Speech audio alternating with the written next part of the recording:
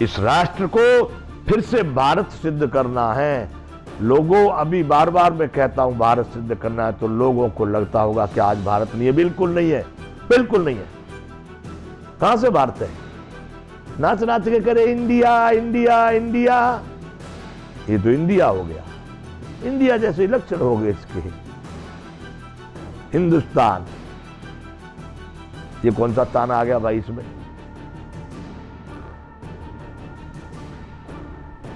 नहीं मानते हम इसको, हम भारत को ही भारत मानते हैं।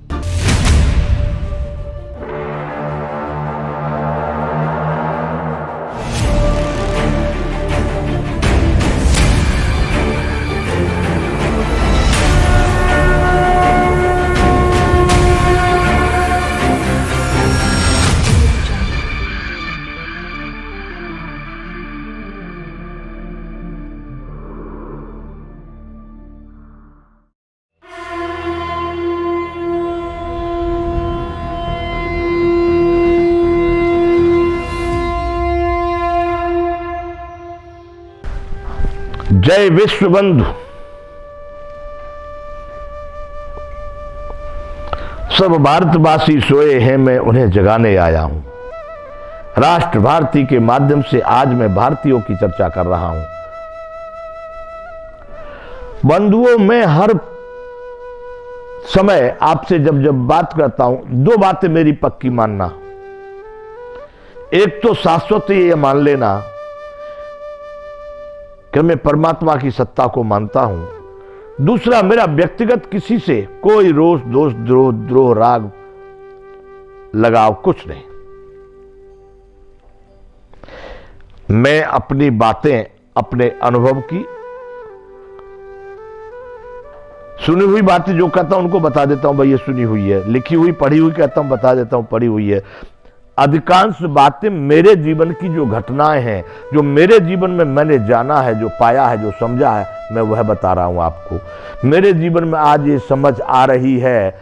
आप भी समझना चाहो तो समझ लेना, लेकिन वो तो क्या है कि ये शाम विद्या तपो न दानम ज्ञानम न शीलम गुणो न धर्म ते मर्त्य लोकेण भवभार भूता मनुष्य रूपेण मृगास चरंती।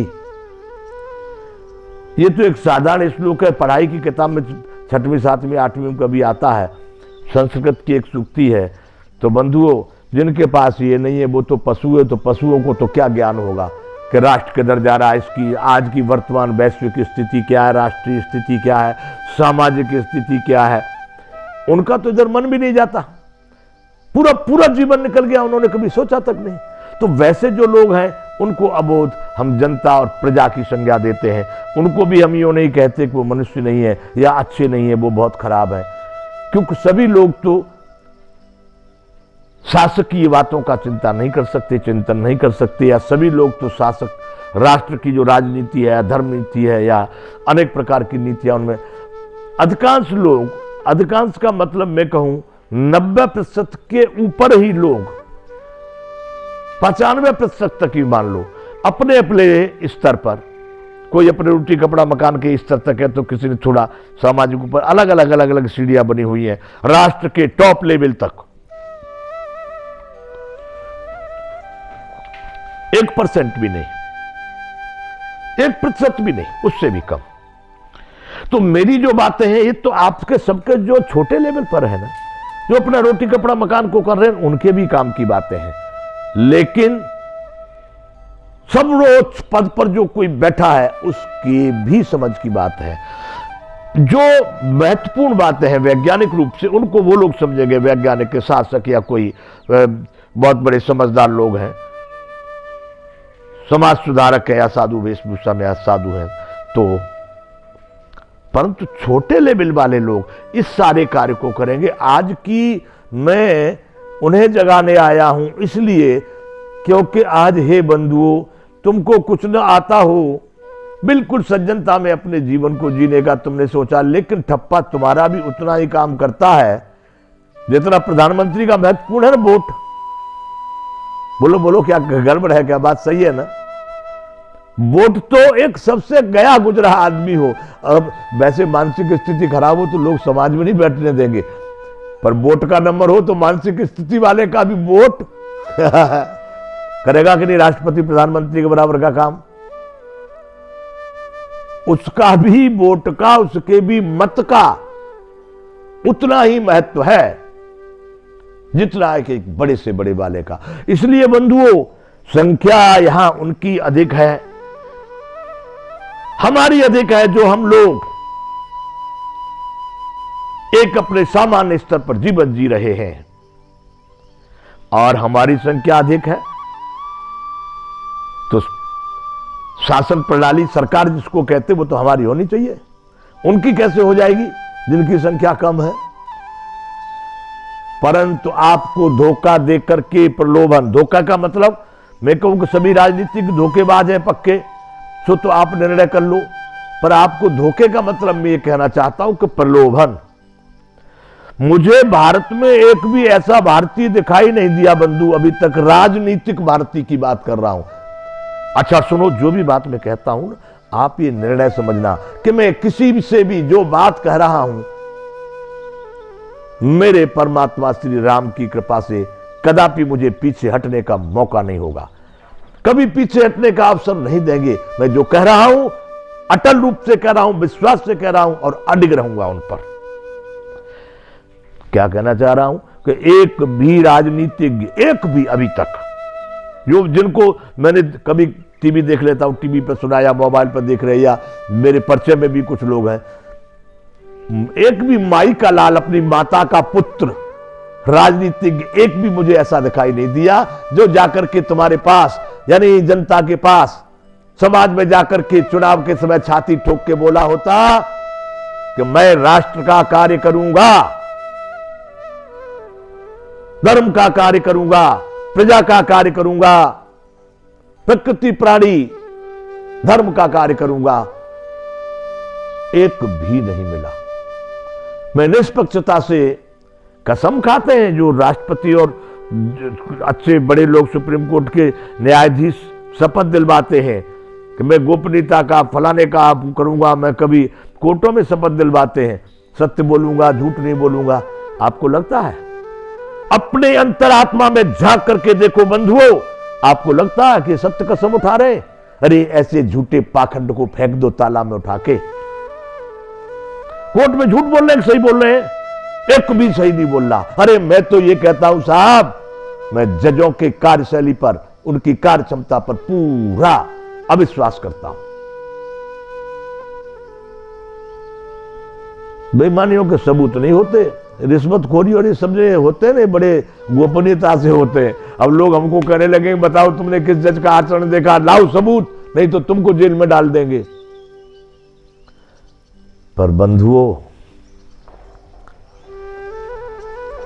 ऐसी विचारधारा के जो लोग हैं, जो कि अपने सामने अपने विरोधी को देखकर भयभीत होते हैं और उनके प्रति तमाम साम दान दंड भेद तो ठीक, पर अनर्गल नीतियों का उपयोग करके उनसे, मैं उनमें से नहीं हूं, बिल्कुल नहीं हूं। क्यों नहीं हूं? मैं उस परमात्मा पर पूरा भरोसा करके चलता हूं, मैं उन नीतियों पर पूरा भरोसा करके चलता हूं, मैं उस धर्म को पूरा मानता हूं। और सुनो, यही सत्य है, जैसा करेगा वैसा भरेगा। मैंने तो अपने ग्रंथों में यह पढ़ा है बंधुओं कि यदि कोई न्यायाधीश न्याय की उस आसन पर बैठा है और जो अभियुक्त न्याय के लिए आए हुए हैं उनमें पक्षपात करता है, तो जितना उसने पक्षपात किया है उस दंड को वो स्वयं भोगने का भागीदार है। लिखा है, ग्रंथों शास्त्रों में लिखा है, और हमारे पूर्व की परंपरा में ऐसा देखा गया है। तो बंधुओं, यह है बहुत सूक्ष्म विज्ञान कि तुम जो कर रहे हो, जितना तुम अनर्गल कर रहे हो, पक्षपात कर रहे हो, बदले की भावना से कर रहे हो, झूठ कर रहे हो, मैं नहीं, उनको भोगना है। भयभीत मत हो, निडर हो जाओ, निश्चिंत हो जाओ। अरे आए हैं सो जाएंगे राजा रंग फकीर, एक सिंहासन चढ़ गए तो एक बंधे जंजीर। वो जंजीर में बंध गए जिन लोगों ने उस धर्म के मर्म को नहीं समझा। वो लोग सिंहासन का मतलब ये है परमात्मा की शरण में पहुंच गए, आनंद उठाए, ये भी मतलब है कि राजा बन गए।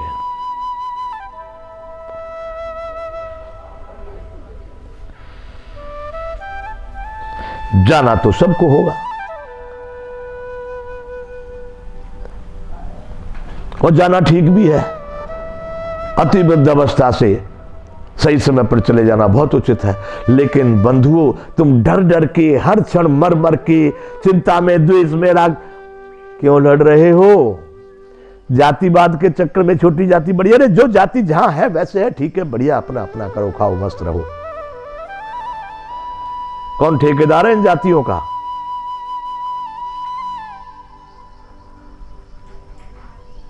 जो बना सो बिगड़ा, यहां पर बनना और बिगड़ना चालू है।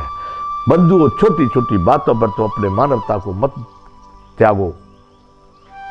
इन बातों से कोई डरने की, कोई चिंता करने की, कोई भर करने की आवश्यकता नहीं है। आ जाइए सही रास्ते पर।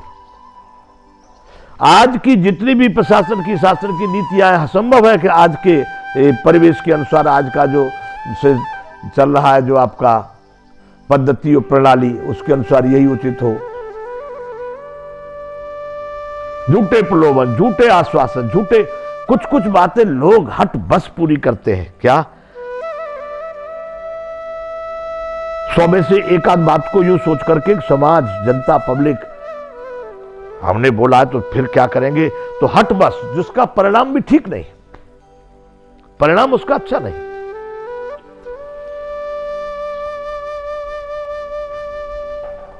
तो वैसा जीवन जो भय से चल रहा है, आप सत्य को सत्य नहीं कह सकते। अगर किसी जज की, नेता की, हमारी संवैधानिक प्रणाली की, लोकतंत्र की, किसी चीज की हम बुराई कर देंगे तो लोग हम पर पता नहीं केस लगा देंगे, हमको जेल में डाल देंगे, कोई गोली मरवा देंगे, कोई कुछ कर देंगे, कुछ नहीं करवा देंगे। क्या करवा देंगे?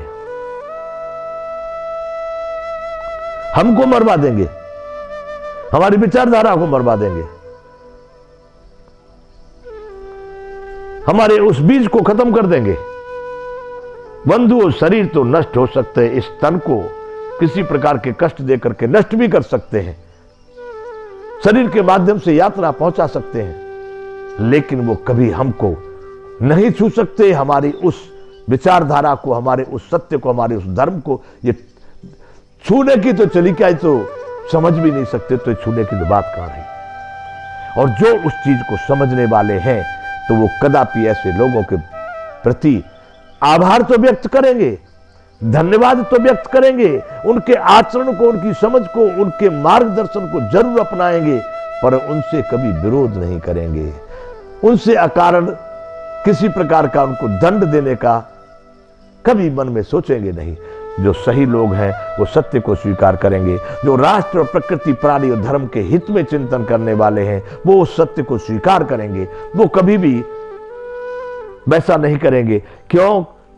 कि इतना करने से उसका कुछ नहीं बिगड़ा, वो जहां भी जाएगा ना, क्योंकि शरीर तो नष्ट होंगे, इसके बाद में भी वो कहीं होगा। कभी कभी लोग हमको यूं भी बोलते हैं, भाई ऐसा है, क्या होता है कि नहीं होता है, कैसे देखा, किसने देखा, यहां से जाकर के किसी ने आके वापस कभी बताया क्या हुआ, कैसे नहीं हुआ? तो यहां नहीं दिख रहा आपको, यहां भी तो दिख रहा है, जैसा कर रहे हो वैसा भर रहे हो कि नहीं भर रहे? चलो यूं ही मान लो, तुम इस शरीर के बाद का तुमको भरोसा नहीं है तो शरीर के रहते हुए देख लो। बंधुओं, मेरे मित्रों, जो भी जिस स्तर पर है, मैं किसी को छोटे बड़े से संबोधित करना नहीं चाहता, जो भी जिस स्तर पर है वो सभी मानव, इस बात का आप ध्यान रखना।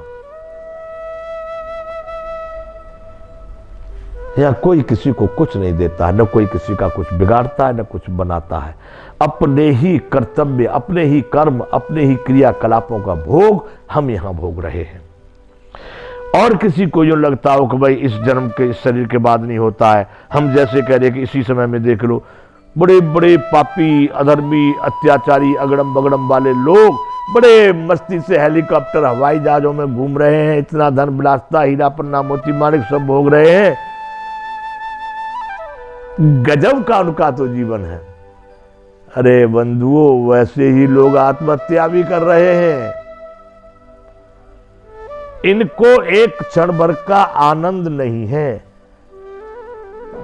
संतुष्टि नहीं है, शांति नहीं है। कौन कहता है? मैं कहता हूं।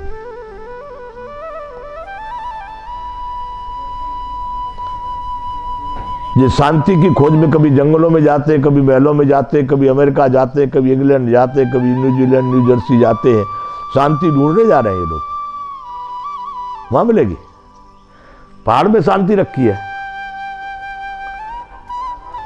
बोस्टन की म्यूजियम में रखी है शांति, दक्षिणी अफ्रीका के जंगलों में रखी है। तुम स्वयं हो जिसके पास में सब भी शांति से लेकर अशांति से लेकर के जो चाहिए वो आपके पास है, और वहीं से मिलेगा, वहीं से प्रकट होगा, वहीं से आपको अनुभव होगा। बंधुओं, ये संसार के किसी पद प्रतिष्ठा और तत्व और वस्तु और इन पदार्थों में यदि होती तो बंधुओं चाहे जो चाहे जहां पा लेता। नहीं,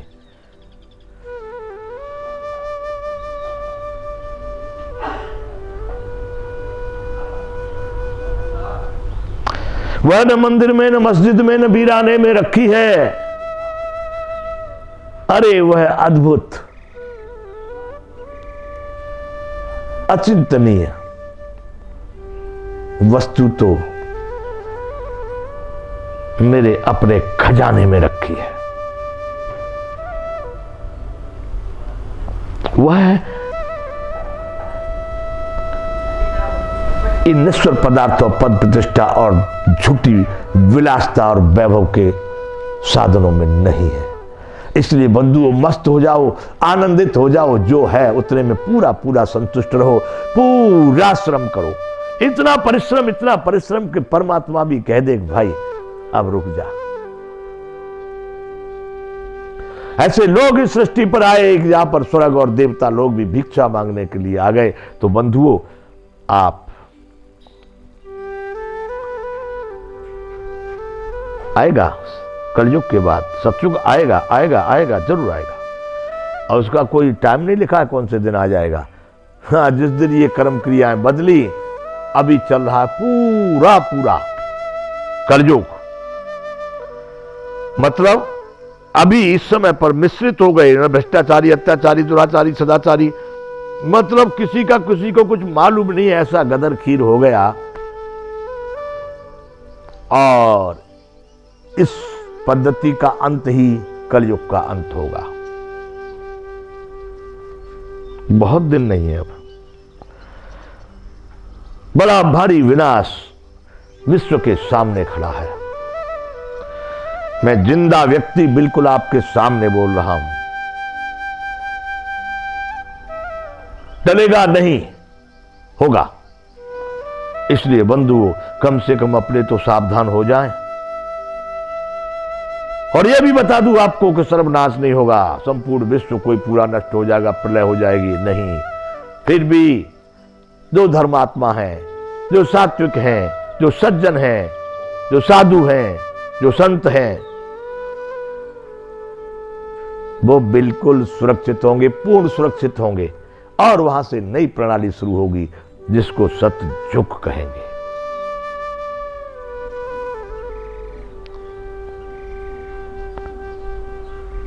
तो बंधुओं, यदि आपको थोड़ा भी विश्वास लगता हो तो अपने जीवन को त्याग, तपस्या, साधन और साधना की ओर ले जाओ।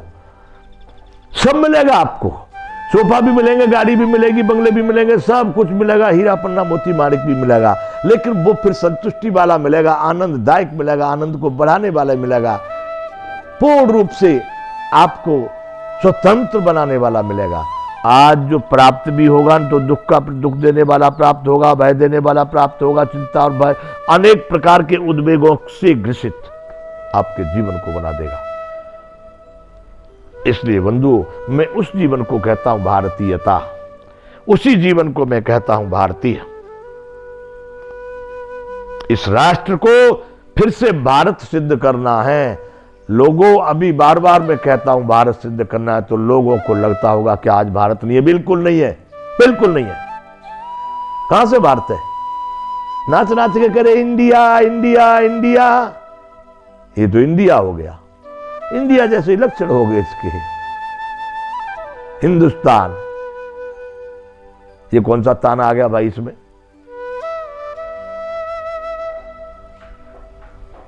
नहीं मानते हम इसको, हम भारत को ही भारत मानते हैं और उसको सिद्ध करेंगे कि ये भारत ही है। इसलिए बंधुओं, अभी फिर यहां विराम कर देते हैं। जय विश्व बंधु।